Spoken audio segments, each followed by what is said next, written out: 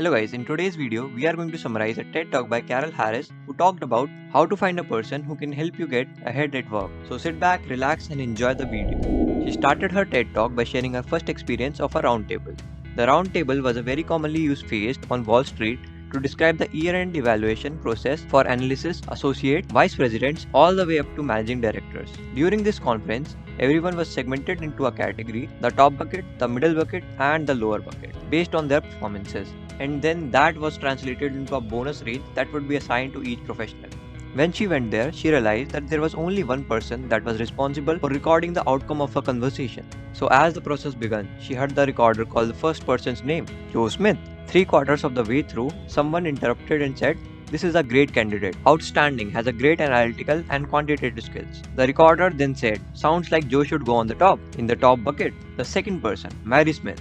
Halfway through the presentation, someone said, "Solid candidate, not really special, but a good pair of hands." The recorder said, "Sounds like Mary should go in the middle bucket." And then someone said, "Arnold Smith." Before the person could even present Arnold's case, somebody said, "Disaster."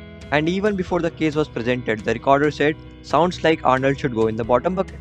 She understood at that moment that somebody would have to be behind the closed door, arguing on her behalf, presenting content in such a way that the other decision maker around the table would answer in her best favor.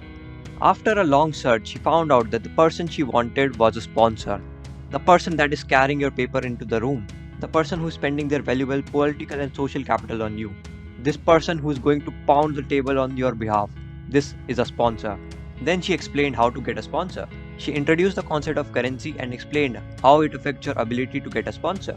She said there are two types of currency, performance currency and relation currency. Performance currency is the currency that is generated by you, delivering more than which was asked of you. Every time you deliver upon an assignment above people's expectation, you generate performance currency. Performance currency is valuable for 3 reasons. Number 1, it will get you noticed. It will create a reputation for you. Number 2, it will also get you paid and promoted very early in your career. Number 3, it may attract a sponsor because strong performance currency raises your level of visibility in the environment such that a sponsor may be attracted to you. But if there is a case and you find yourself in a situation where you don't have a sponsor, that's where the second currency comes into place. Relationship currency is the currency that is generated by the investment that you make in the people in your environment. You cannot ask someone to use their hard-earned personal currency on your behalf if you have never had any interaction with them. It is not going to happen. It is important that you invest the time to connect, to engage, and get to know the people that are in your environment. And more importantly, to give them the opportunity to know you. Because once they know you, there is a higher probability that when you approach them to ask them to be your sponsor, they will in fact answer in affirmative. She said if you agree that you have to have a sponsor, let's talk how to identify a sponsor. If you are looking for a sponsor, they need to have 3 primary characteristics. Number 1, they need to have a seat at the decision-making table. Second, they need to have exposure to your work. And the third one is they need to have some juice. Or in different words, they better have some power. If you know the person, there is a very big probability that he will say yes. But if they do say no, there can be only 3 reasons. The first is if he thinks he doesn't have much exposure to your work to have a real credibility behind the closed doors to be impactful and effective on your behalf. The second reason may be that you think he has enough power, but he knows he does not have the power to do it. And the third reason is he doesn't like you. Either way, you will gather important information that will help you to inform your next conversation with the sponsor that might make it a little more impactful. She further says you can survive without a mentor, but you cannot ascend in your organization without a sponsor.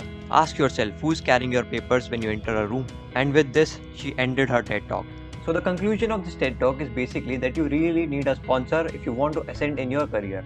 Not just in Wall Street, there are many places that you might need a sponsor. Sponsor will get you noticed and create a reputation for you. Sponsor can even be the key factor of your promotion. And to get a sponsor, you must collect the 2 currencies, performance currency and relationship currency. Make sure you deliver more than what is asked from you and also maintain a healthy relationship with people around you. This TED Talk really makes us think how important a sponsor is. But there's a good news for all of you. You don't actually need to find a sponsor. We have got you covered. All you have to do is go to mysocialcapital.in and register there. My Social Capital will connect you with lots of mentors, sponsors and coaches. And do you know the best part? You can try it out for free. So what are you waiting for? Register to mysocialcapital.in. And for more amazing videos, subscribe to our channel. See you guys in the next one.